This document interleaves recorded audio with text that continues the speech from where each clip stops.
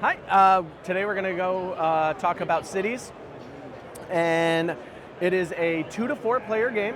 It lasts about 45 minutes. It is a worker placement and a tile placement game that plays for 2 to 4 players in about 45 minutes. The game itself is going to come with 4 different city tiles, all of which are going to be double-sided. And you'll notice that every single one is going to have its own unique race to win feature on the game.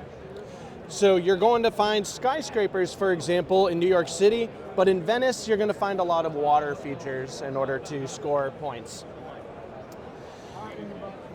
So the next step that you're going to have down is going to be your achievement cards.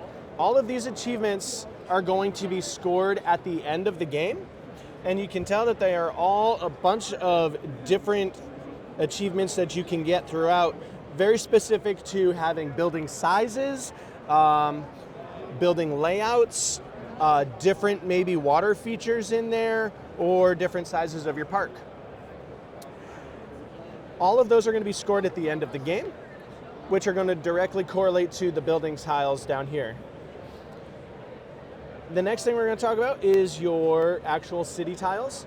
The city tiles all have either concrete or building spaces, water spaces, or park spaces on them. Those are going to be used to put your different features into your city. Nobody wants to go to a boring city, right? So as you're building your city up, you have to add super cool features to it, such as carousels, markets, beautiful trees in your parks. I'm from Michigan. We love our lighthouses up there. So, lighthouses even are really cool. One thing that I didn't find that I absolutely love too is we have a little whale somewhere in here. And I like to put my whales in little ponds. There you go. You can put your little whale in a pond, and that's definitely going to make people come to your city. Okay? The next thing we have is our buildings themselves. During the game itself, the buildings are not going to score you any points, but at the end of the game, they certainly will, based off of the different achievement cards that you have. Okay. The last piece that we have is our first player marker, and it is going to be living on the board because it is a spot that we can actually place our meeple on, and then take that, which adds a very unique and competitive edge to the game.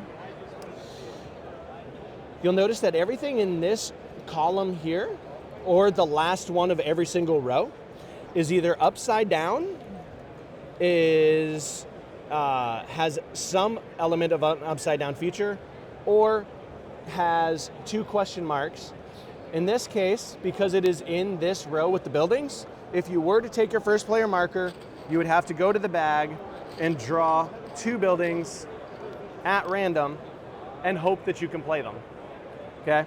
The reason why I say hope that you can play them is because everything that you get while you're playing the game is going to be either used immediately or not used at all. All right? If you cannot hold on to it and save it for later. So kind of a sample play would be, if I was the first player, I would give the first player marker back to the game. I would take my meeple and I would put it on the board and immediately take either the tile or the card, whatever it is that I wanted to draft. Okay? And then I can place this tile in any orientation that I want on my starting piece. In this case, we have race to win features of building a park area that's at least 7 spaces. So I'm going to go ahead and start working towards that in this example.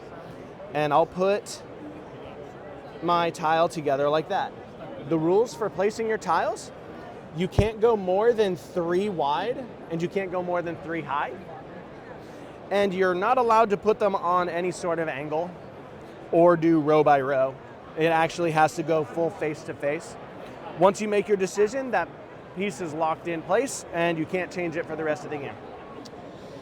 Then the next player would take and grab their pieces if they wanted to. So they're grabbing 3 pieces, but they would be able to play the blue piece, they would be able to play their orange piece, and like I said, this would be a use it or lose it. So unfortunately, that guy would go back to the game. That's going to go around and around over and over and over again. Everybody's going to take their turn. You'll notice that I had 4 different meeples, and I have 4 different rows. I'm going to put 1 meeple per row per round. So that's going to ensure that everybody's going to get exactly 8 different achievement cards by the end of the game. Everybody's going to gain 8 tiles, plus their starting piece will give you a perfect 3x3 grid for a 9-tile metropolis. Everybody's going to have the chance to get some sort of features to add. Again, use it or lose it. And the ability to get some buildings. What's really neat about this game is that you can take your buildings and they can build up if you want to. There are cards in here that ask you to have different size buildings. So every single round that you play and you draft a new achievement card is going to change the way that you're going to play the game every single round, which is what's going to give this thing so much replayability, along with the fact that you have 8 different cities that you can choose from. Once you are done with your 8 rounds, you'll have your 3x3 grid. You'll have certain race to win features in here. We'll say kind of looks something like that, right? Now it's time to score. So you'll score your race to win features first. So the first person would obviously get the most points. The second person would get the second most. The third person would get the least. Don't be the 4th person. You will not get any points for it. Then you're going to come to your actual city itself that you built, and you're going to score your park spaces, and you're going to score your waterway spaces.